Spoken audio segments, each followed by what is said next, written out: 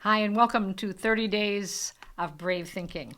I'm Mary Morrissey, and today I'm offering you a gift that will help you stay calm, help you discover that even during very, very turbulent times, you have a power in you that you can actually call upon, and instead of being taken down by a difficult time, you can actually find a way to have this be one of the most empowering times of your life. So it's completely free. It's the fruit of many, many years of study of transformation, and I'm giving it to you. For 40 years, my mission has been in helping people, empowering people, and training people in how to have a mindset that's a match to the results they want to have in their lives, how to move results from one set of results to another set of results that are more empowering, more life-giving, more fruitful for them, for their families, for their workplace, and literally for our world. And it works. I've been working with this for my entire life, helping tens of thousands of people all over the world, and especially in difficult moments like this one. I believe that the right thing to do is give everything I can give you completely free here.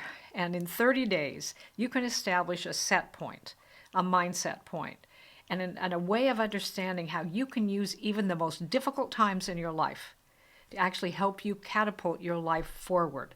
Not because so much of the difficult time or in spite of it, but because of how you went through the difficult time. And if you just keep breathing, you're going to create results anyway.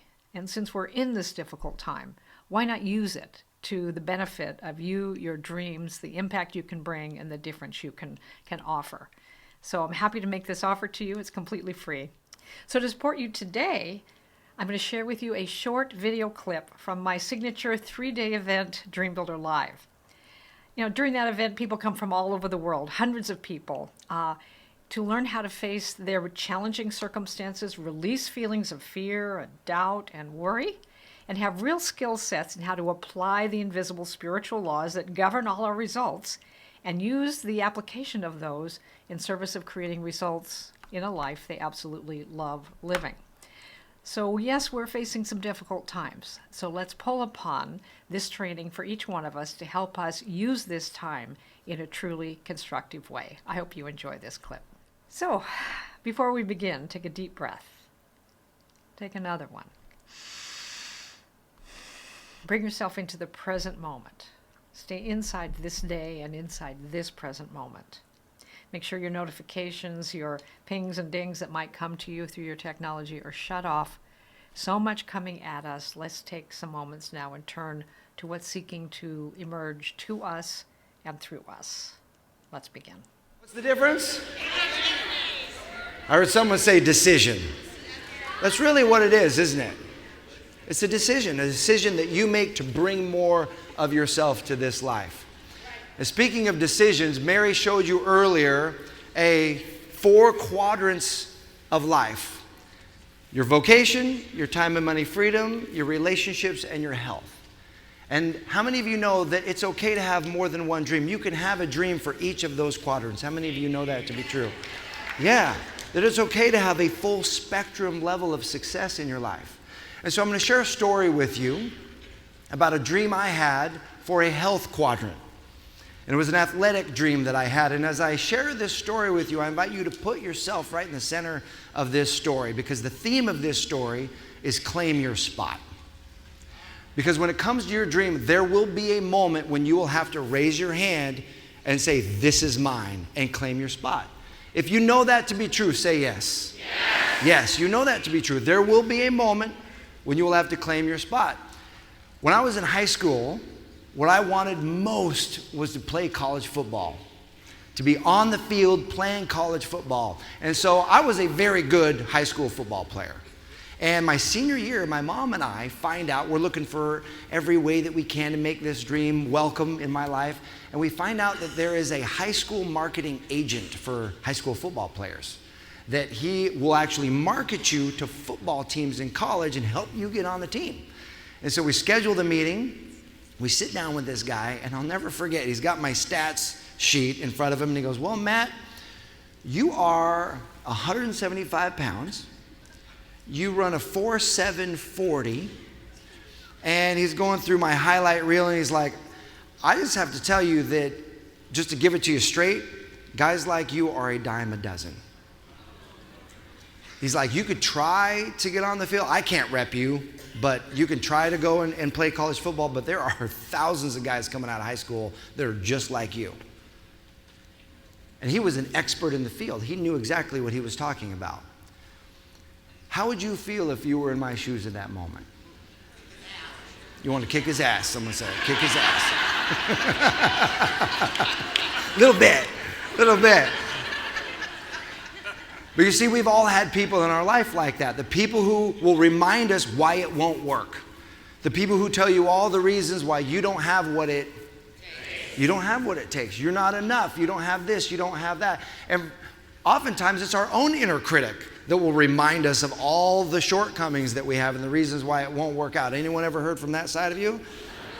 And so when you're going for your dream, you've got one of two choices. You can either listen to the people who are the doubters in your life, or the parts of you who are doubting, or you can make a different decision and choose to tune in and listen to the part of you, no matter how small, that believes it's possible.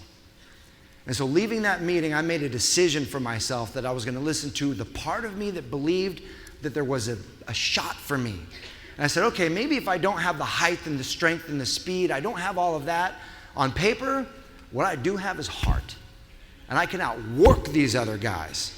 And so that summer, I worked my tail off every day in the gym, every day on the field, 2 hours in the gym, lifting until it felt like my arms were going to fall off. And then I'd head to the field and run sprints until my legs felt like lead and my lungs felt like they were filled with acid. Every day for 4 hours, training to make the team. Come fall, I walked on to the University of San Diego, and as a freshman, made the football team, baby. Division I. Woo! So let me tell you what that looked like. As a freshman, I was third string kickoff team and fourth string running back. So what that looked like, it was basically my main job was to make sure that the bench stayed nice and warm. I was good at it. I was good at that job. So about halfway through the season, my brothers called me on the phone and say, hey, Matt, we want to come to San Diego and watch you play. And you met my brothers earlier, right? You met John Boggs. He told you the house story. You remember John? John Boggs.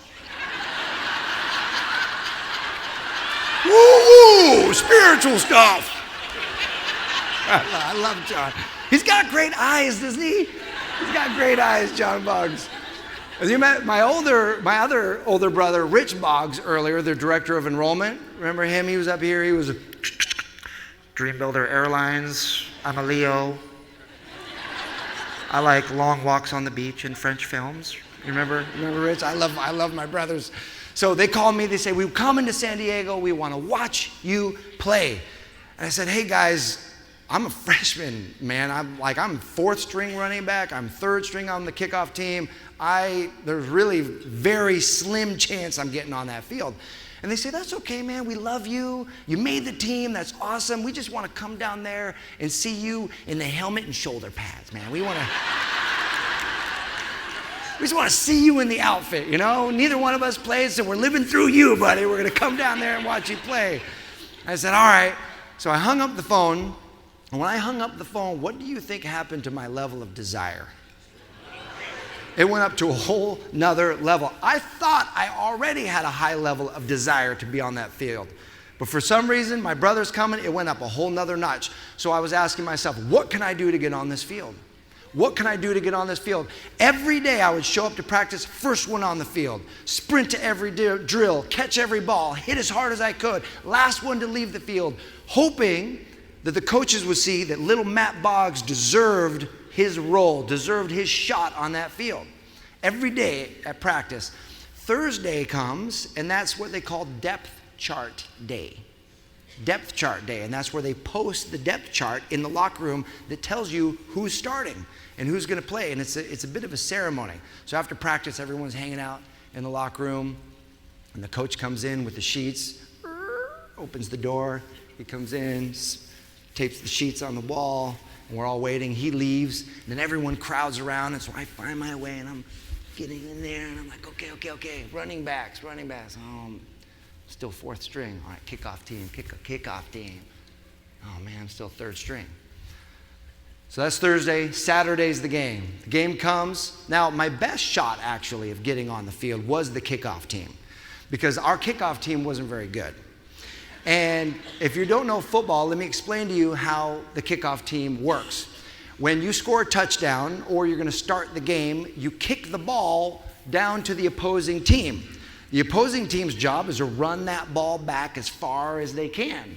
The kickoff team, their job is to run down and tackle that guy as far back as they can. If the team that kicked the ball can tackle the guy with the ball on the 20-yard line or further back, that kickoff team is doing a good job. Our kickoff team would consistently let the guy with the ball run past the 20 to the 30 to the 35, sometimes to the 40-yard line. So we're playing the game, we kick off the ball, and sure enough, the guy who catches the ball runs all the way back to the 30-yard line. And our kickoff coach was a juggernaut of a man. And he is living at this, and he's walking down the sideline going, gosh dang it, kickoff team, come on now. I want you to go down there and knock some heads. I want you to go down there and blow it up. Come on, kickoff team, get it together. And the kickoff team, these dudes are huge too. They're kind of like thoroughbreds, and they're like, yeah, coach, yeah, yeah, coach, we're going to go down there and knock some heads. Yeah, coach, you know. And I'm on the sideline, and I'm looking at these guys. And I'm like, damn, man, these guys are big. And so our quarterback was great. We get the ball back. We score a touchdown, which means we kick off again. We kick off again, and all the way down, guy catches the ball. He runs it all the way back to the 45-yard line. 45 yards. I thought our kickoff coach was going to lose it. Like steam started coming out of this guy's ears. Gosh dang it, kickoff team. Come on, we need to change some stuff. We need to blow it up down there. I need guys who can blow it up. And at that moment, he invented a term. And it was a deeply spiritual term. And the term was kamikaze. And he said, I need some guys who are going to be kamikazes down there. I need some guys who are going to run down there and blow it up. I need some kamikazes. And our kickoff guys were like, yeah, coach, I'm going to be your kamikaze, coach. Yeah, I'm going to be your kamikaze. So, sure enough, we lose that game. And so I'm thinking, my brothers are coming at the next game. All week I'm thinking, this is my shot. The kickoff team, this is my shot. And so all week, I'm doing what I can with what I have from where I am. And I'm showing up early, sprinting to every drill, catching every ball, hitting as hard as I can, leaving last one on the field, proving to these guys that I'm better than the other guys on the kickoff team. I can do this. Thursday comes. It's the depth chart day. And we're all sitting around. I know my brothers are coming in 2 days. And I'm thinking, this is my shot. They have to have seen this. Like, I far outworked everybody else who was in that spot for that spot on the kickoff team. We're all sitting in the locker room. Door opens. Coach comes in, puts the paper down, tapes it up. All the positions. He leaves. Everyone gathers around. I fight my way through. Running backs. Oh, still fourth string. Okay, kickoff. Here we go. And I'm still third string. Unnoticed, not fair. I believe I deserve to be on that field. I believe that I put in the work. I believe I should be seeing some results by now. How many of you have ever been working towards a dream? You put in the results, you showed up early, you left late, you poured your all into this, and you did not get the result you wanted, right? I think we've all been there. And there's this temptation to feel like that's not fair and to play the victim role in that moment. And I had some of that going on that night, thinking, man, I should just quit. They're not even seeing me. This is not fair. And I decided to lean in a little bit more because my brothers were coming. So I said, okay, I'm not going to quit, I guess. My brothers are coming. So the next day, Friday, my brothers make a plan. They say, okay, before the game, man, we're going to meet you behind the locker room and say hi to you before the game. I said, okay, great. So Saturday comes. It's the quiet before the storm. Everyone's in the locker room, and we're getting our pants on and our shoulder pads on, our cleats on, and so it's time to meet my brothers. And so I walk out of the locker room, and I walk around the locker room, and I hear the click, click, click, click of my cleats on the concrete, and my brothers come around the other side of the locker room, and they're like, oh my gosh, man, there you are, look at this, the helmet, look at you in the helmet, look at you in the shoulder pads, look at that, man, that's awesome, you go get him, man, you go get him, you go get that team. And I was like, all right, man, I'm gonna go get him. But I'm going to go get that bench, actually, so that's what I'm going to get. That's what I'm going to get. And so the game starts, and I'm on the sideline, and I turn around, and I see my brothers in the stands. And it's hard to explain what happened for me in that moment, but my desire, my want to be on that field went to a new level. It went from a want to a must. I must get on this field. Lukewarm doesn't cut it. If you want to dream something beyond the life you've known before, lukewarm does not get it done. There's a principle in physics called sufficiency, and that is the amount of energy required for the transformation of a thing. We call it a phase change. When it comes to your dream, it would be transforming it from my idea to reality, transforming it from a piece of paper with a design on it to a house you can live in, a phase change. Water is the best analogy for this. When you think about boiling water, water boils Fahrenheit at 212 degrees. Celsius, 100 degrees. If that water is at 211 degrees, what's happening? Nothing.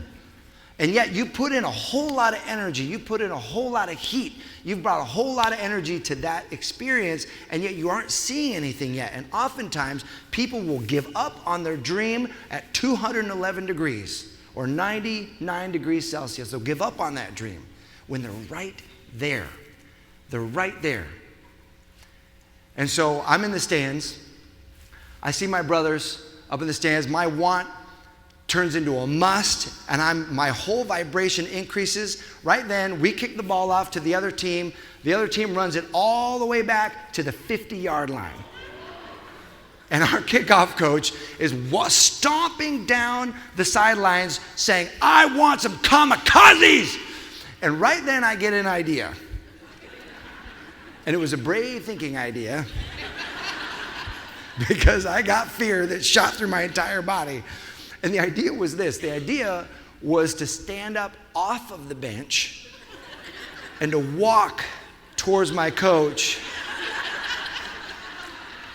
and say, hey, coach, you want a kamikaze? I'm your man.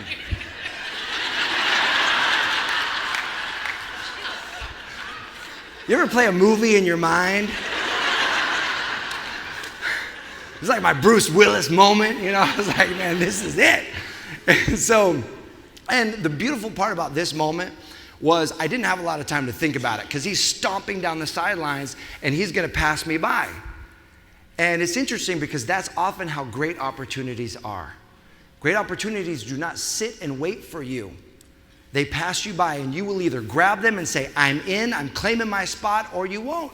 And they will pass you by. And in this moment, because my want was a must, part of me was thinking, I'm going to do this. But there was another part of me that was saying, are you crazy? Because if you understand how the freshman role on a football team is very clear, at least it was at my school, and that was you do not speak unless you are spoken to. If you disrupt the game, you could be kicked off the team.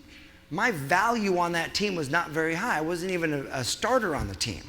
And so there was a risk involved. It was very clear what spot we were given. They put us in a place. They said, you are not to speak, you are not to disrupt the game. That is your value. How many of you have ever had someone in your life put you in a role? They said, here's what you're worth, here's what your value is. Or worse yet, how many of you have ever put yourself in a role that was beneath what you really were worth? In this moment, I decided to go for it. I said, you know what? I'm going to risk it. And so I stood up and I walked towards that coach. And I said, hey, coach. The coach looked around.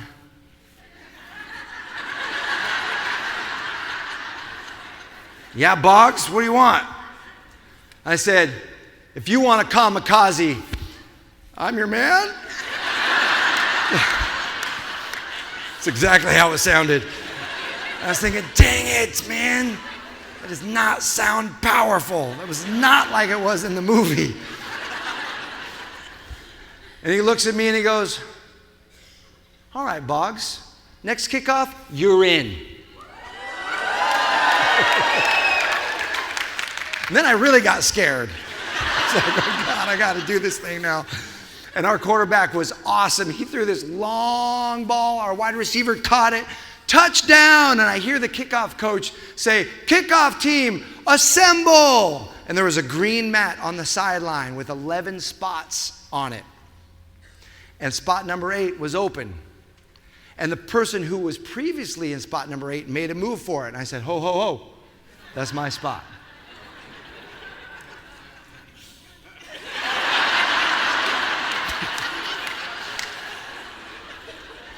But here's the deal. You've got to claim your spot. If you want it, you've got to claim it.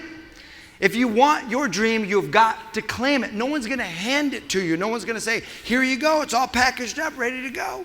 No, you've got to claim it. You've got to say, this is mine. This is my time. I'm earning this. I'm deserving this. This is mine.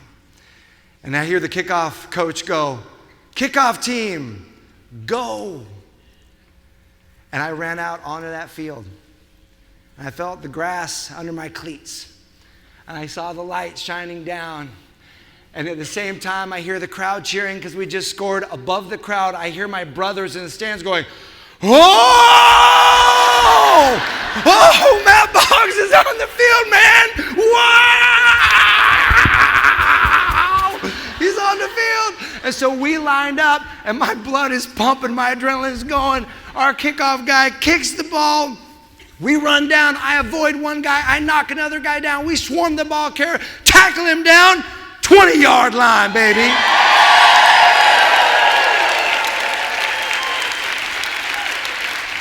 And that starting spot was mine for the rest of the season, starter as a freshman, Division I.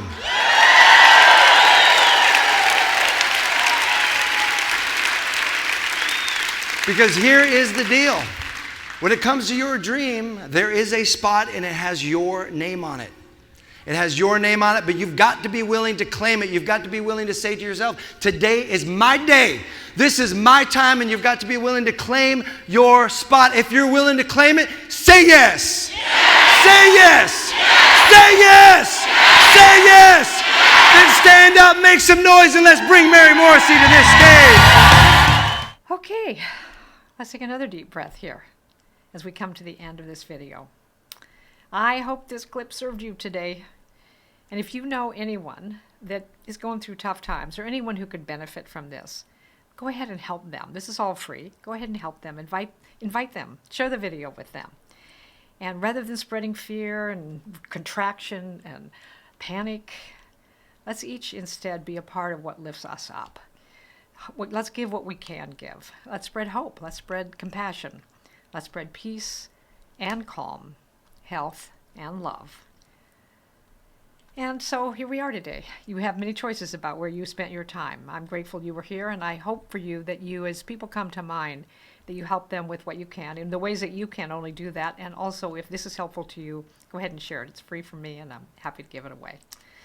So becoming a brave thinker, and staying in these higher levels of vibration, we actually become part of the solution instead of part of the problem. It's easy to have the ain't it awful conversation. But as a brave thinker, you're turning now to a different way of being, even in very difficult times. And it makes all the difference. And now, if you would love even more support in embodying brave thinking in these challenging times, I have a gift for you. Click below, and you're going to have an opportunity to receive from me 30 days of daily videos from me for 30 days, helping you stay in a mindset of uplifting thoughts, choosing that day what you can do. I will give you a 5-minute personalized video for you for that specific day of this 30-day program in learning how to establish a set point in your normal thought pattern of being a brave thinker instead of dealing with everything coming at you. You will get through this time, but who you become at the end of this and what your conditions are and whether you've grown through this time or just barely gritted your teeth to get through it will have everything to do with your thinking. So my gift to you is 30 days of training. It just takes 5 minutes in the morning. You're going to have a mindset on anyway. You don't get to not think. Why not think? From a vibration that actually takes you where you want to go instead of just barely getting by and reacting to the circumstances we have. So for the next 30 days, I'll send you a 3 to 5 minute video, simple, highly effective steps that you can apply that day to making that day the best day you can have, even in the midst of difficult times. There's no sales pitch in this, there's no hook. It's just a gift from me. And I'm happy to do it at this time particularly. So it's something I've been helping clients with for many, many decades. And I'm just giving it away now. So I'm happy to do that, and I hope you will avail yourself of it. And then if you want to give it to somebody else, feel free to do that right now. That's what we're doing. So, and you can leave any question you want in the comment section below. So I love hearing from you. Did you enjoy this? What helped you? What would you like more of? How you doing right now? What else can I help you with? So until tomorrow, feel a big, big hug from Mary Morrissey.